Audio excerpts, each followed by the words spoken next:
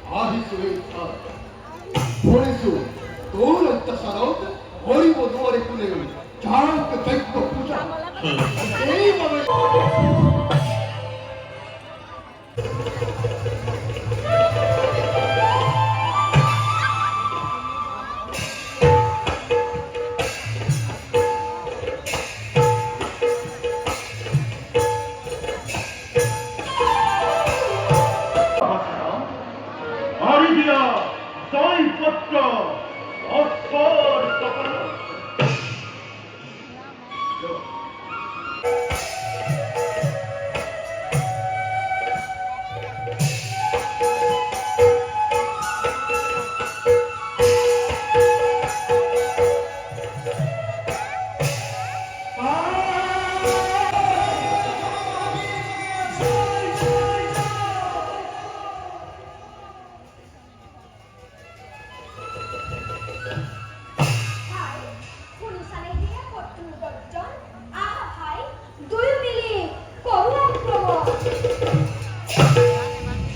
বন্ধুবান মোৰ কুমাৰ শুনিছোঁ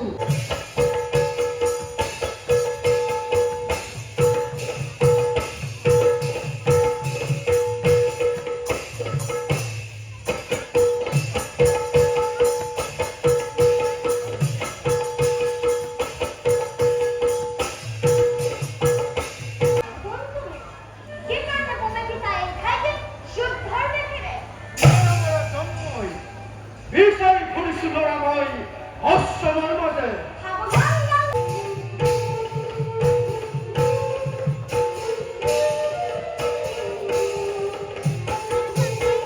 মহৰ্ষি বাল্মীকিৰো প্ৰণাম দশ আগমনে ধন্য হ'ল আজি অযোধ্যা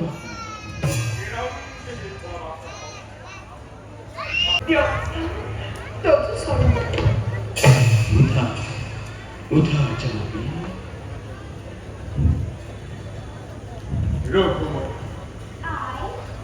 তোমাৰ বংশহাৰ শিখেছি মহাময়ী আছে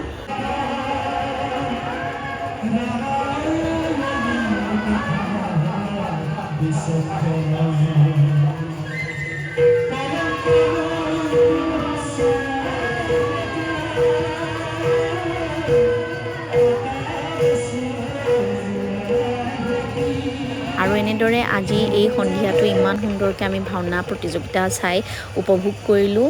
আমাৰ অসমীয়া জাতিটো সঁচাকৈ কিমান চহকী নহয়নে বাৰু কলা আৰু সংস্কৃতিৰ ক্ষেত্ৰত। আশা কৰোঁ আপোনালোক সকলোৱেও ভাল পালে ভাওনাখন চাই। আৰু আজিলৈ বিদায়, নমস্কাৰ।